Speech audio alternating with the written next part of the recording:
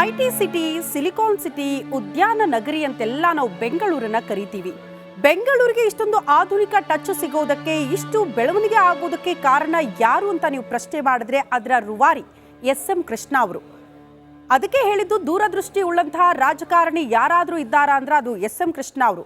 ಬೆಂಗಳೂರನ್ನ ಬೇರೆ ಹಂತಕ್ಕೆ ಕೊಂಡೊಯ್ದಿರುವಂತಹ ಗರಿಮೆ ಕೂಡ ಎಸ್.ಎಂ. ಕೃಷ್ಣ ಅವರಿಗೆ ಸಲ್ಲುತ್ತೆ. ಈ ಕುರಿತ ಒಂದು ವರದಿ ಕೂಡ ಇದೆ, ಬನ್ನಿ ನೋಡ್ಕೊಂಡು ಬರೋಣ.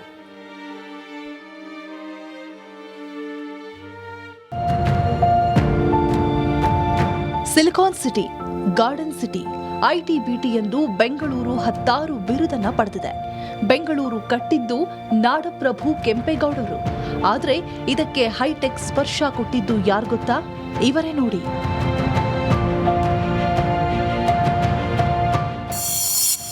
ಬೆಂಗಳೂರು ಹರಿಕಾರ ಎಸ್.ಎಂ. ಕೃಷ್ಣ. ವಿಶ್ವವೇ ನೋಡೋ ಹಾಗೆ ಮಾಡಿದ್ದು ಎಸ್.ಎಂ.ಕೆ. ಬೆಂಗಳೂರು ನಗರದಲ್ಲಿ ಏನಿಲ್ಲ, ಏನ್ ಸಿಗಲ್ಲ, ಏನು ಬೇಕು, ಈ ಮಾತು ಪ್ರತಿಯೊಬ್ಬರ ಬಾಯಿಯಲ್ಲೂ ಕೂಡ ಬರುತ್ತೆ. ಯಾಕಂದ್ರೆ ಬೆಂಗಳೂರು ಇಷ್ಟರ ಮಟ್ಟಿಗೆ ಬೆಳೆದಿದೆ. ಇದಕ್ಕೆ ಕಾರಣ ಮಾಜಿ ಮುಖ್ಯಮಂತ್ರಿ, ರಾಜ್ಯ ಕಂಡ ಹಿರಿಯ ಮುತ್ಸದ್ದಿ ರಾಜಕಾರಣಿ ಎಸ್.ಎಂ. ಕೃಷ್ಣ.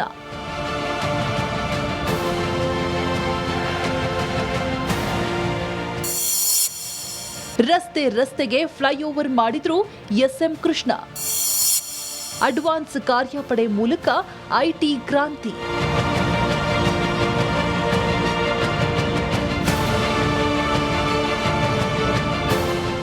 ಬೆಂಗಳೂರು ನಗರ ಅತಿ ಇಕ್ಕಟ್ಟಾದ ಪ್ರದೇಶ ಹೊಂದಿರುವ ಚಿಕ್ಕ ಜಿಲ್ಲೆ. ಇಂಥ ಸಿಟಿ ಬಗ್ಗೆ ದೂರದೃಷ್ಟಿ ಹೊಂದಿದ ನಾಯಕ ಅಂದ್ರೆ ಅದು ಮಾಜಿ ಸಿಎಂ ಎಸ್.ಎಂ. ಕೃಷ್ಣ.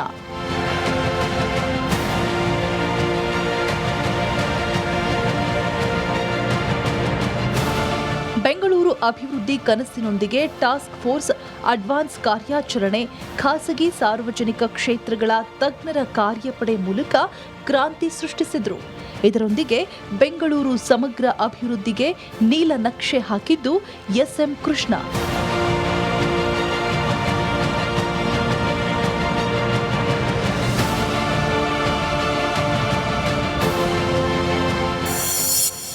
ಕೃಷ್ಣ ಆಡಳಿತದಲ್ಲಿ ಐಟಿ ಮಹಾಕ್ರಾಂತಿ.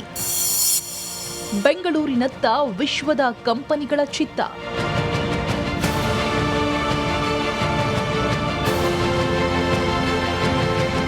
ಎಸ್.ಎಂ. ಕೃಷ್ಣ ಅವಧಿಯಲ್ಲಿ ಐಟಿ ಕ್ಷೇತ್ರ ಉತ್ತುಂಗಕ್ಕೆ ಏರಿತ್ತು. ಕಾರಣ ಇಷ್ಟೇ, ಎಸ್.ಎಂ.ಕೆ ಐಟಿ ಸೆಕ್ಟರ್ಗಾಗಿ ಸರಳೀಕೃತ ಕಾರ್ಮಿಕ ನೀತಿ ತಂದು ಕ್ರಾಂತಿ ಸೃಷ್ಟಿಸಿದ್ರು. ಆ ನೀತಿಗಳನ್ನ ಇವತ್ತೆಲ್ಲ ಹೇಳಿದ್ರೆ ಮುಗಿಯೋದಿಲ್ಲ. ಎಸ್.ಎಂ.ಕೆ ಐಟಿ ಕ್ರಾಂತಿ, ಫೈಲಿಂಗ್ ಪದ್ಧತಿ, ಅಕೌಂಟಿಂಗ್ನಲ್ಲಿ ಕಂಪ್ಯೂಟರೀಕರಣ, ಟಾಸ್ಕ್ ಮತ್ತು ಲೈಸೆನ್ಸ್ ವ್ಯವಸ್ಥೆ ಸರಳೀಕರಣ, ಬಂಡವಾಳ ಹೂಡಿಕೆ ಆಕರ್ಷಣೆಗೆ ಏಕಗವಾಕ್ಷಿ ಯೋಜನೆ, ನಿಯಂತ್ರಣ ಪ್ರಾಧಿಕಾರ ರಚನೆ ಮೂಲಕ ದಿಟ್ಟ ಹೆಜ್ಜೆ. ಕೃಷ್ಣ ನೀತಿಯಿಂದ ಆಡಳಿತಾತ್ಮಕ ಕಾರ್ಯ ಸರಳೀಕರಣ, ಐಟಿ ಸೆಕ್ಟರ್ಗಾಗಿ ಸರಳೀಕೃತ ಕಾರ್ಮಿಕ ನೀತಿ ರೂಪಣೆ, ಯಾವುದೇ ಸಮಯದಲ್ಲೂ ನೌಕರರ ನೇಮಕ ಸಾಧ್ಯ, ಮಹಿಳೆಯರಿಗೆ ರಾತ್ರಿ ಪಾಳಿಯಲ್ಲಿ ಕೆಲಸಕ್ಕೆ ಅವಕಾಶ. ಇದರಿಂದ ಕಾರ್ಮಿಕ ಸಂಪನ್ಮೂಲಕ್ಕೆ ಸಿಕ್ಕ ಬಲ. ರಾಜ್ಯದ ಸರಳ ನೀತಿಗೆ ಮನಸೋತ ವಿದೇಶಿ ಕಂಪನಿಗಳು.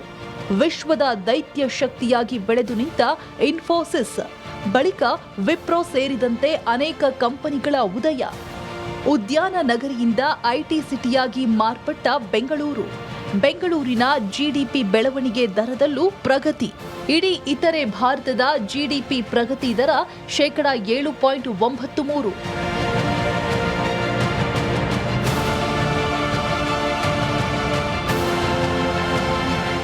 ಹೆಬ್ಬಾಳ ಫ್ಲೈಓವರ್ ಇದು ಭಾರತದ ಅತಿ ಉದ್ದದ ಮೇಲ್ಸೇತುವೆ. ಇದೀಗ ಇಲ್ಲಿ ಟ್ರಾಫಿಕ್ ಕಿರಿಕಿರಿ ಕೇಳೋದು ಕಾಮನ್. ಇದನ್ನ ಅಂದೇ ಅರಿತ ಎಸ್.ಎಂ. ಕೃಷ್ಣ ಹೆಬ್ಬಾಳ ಫ್ಲೈಓವರ್ಗೆ ಶಂಕುಸ್ಥಾಪನೆ ಮಾಡಿ ಕೆಲವೇ ತಿಂಗಳುಗಳಲ್ಲಿ ಕಾಮಗಾರಿಯನ್ನ ಮುಗಿಸಿ ಮೇಲ್ಸೇತುವೆ ಉದ್ಘಾಟನೆ ಮಾಡಿದ್ರು.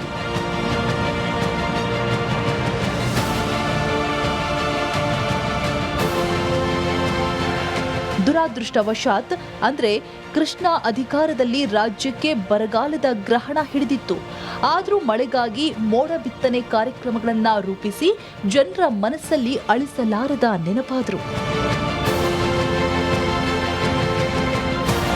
ಎಸ್ಎಂ ಕೃಷ್ಣರ ದೂರದೃಷ್ಟಿ ಬೆಂಗಳೂರನ್ನ ದೇಶದ ಐಟಿ ರಾಜಧಾನಿಯಾಗಿ ಮಾಡಿದ್ರೆ ವಿಶ್ವಕ್ಕೆ ಸಿಲಿಕಾನ್ ವ್ಯಾಲಿಯಾಗಿ famous. Silicon city IT capital ಗರಿ ಹಿಂದಿನ ರೂವಾರಿ. ಆಧುನಿಕ ಬೆಂಗಳೂರಿನ ನಿರ್ಮಾತೃ ಇನ್ನು ನೆನಪು ಮಾತ್ರ.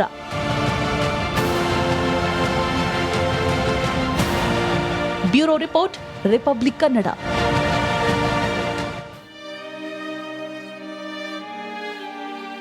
ಇನ್ನು ಎಸ್.ಎಂ. ಕೃಷ್ಣ ಅವರ ರಾಜಕೀಯ ಹಾದಿ ಬಗ್ಗೆ ನಾವು ಮಾತಾಡ್ತಾ ಇದ್ವಿ. ಸಹಜವಾಗಿ ಪಕ್ಷಾತೀತವಾಗಿ ಪ್ರತಿಯೊಬ್ಬರು ಕೂಡ ಬಹಳ ಅತ್ಯಾಪ್ತರಾಗಿದ್ರು ಎಸ್.ಎಂ. ಕೃಷ್ಣ ಅವರು. ಕಾರಣ ಜಾತಿ ಭೇದ ಭಾವ ಯಾವುದನ್ನ ಕೂಡ ನೋಡದೆ ಎಲ್ಲ ನಾಯಕರ ಜೊತೆಗೆ ಉತ್ತಮ ಒಡನಾಟ ಹೊಂದಿದ್ದಾರೆ.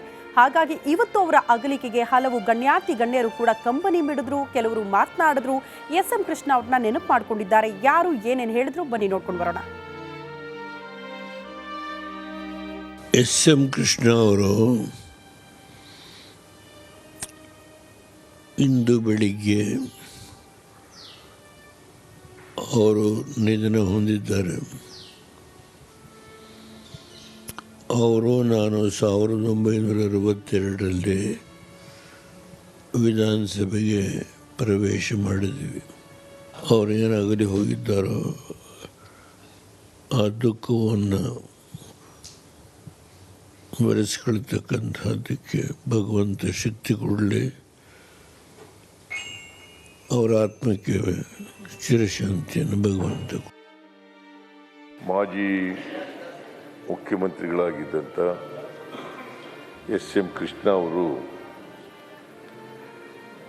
ಇವತ್ತು ಬೆಳಗಿನ ಜಾವ ನಮ್ಮನ್ನಾಗಲಿದ್ದಾರೆ.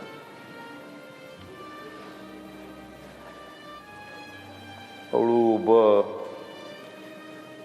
ನೀವು ಹೇಳದಂತೆ ಒಬ್ಬ ಮುತ್ಸದ್ದಿ ರಾಜಕಾರಣಿಯಾಗಿದ್ದರು. ದೂರದೃಷ್ಟಿ ಉಳ್ಳವರಾಗಿದ್ದರು.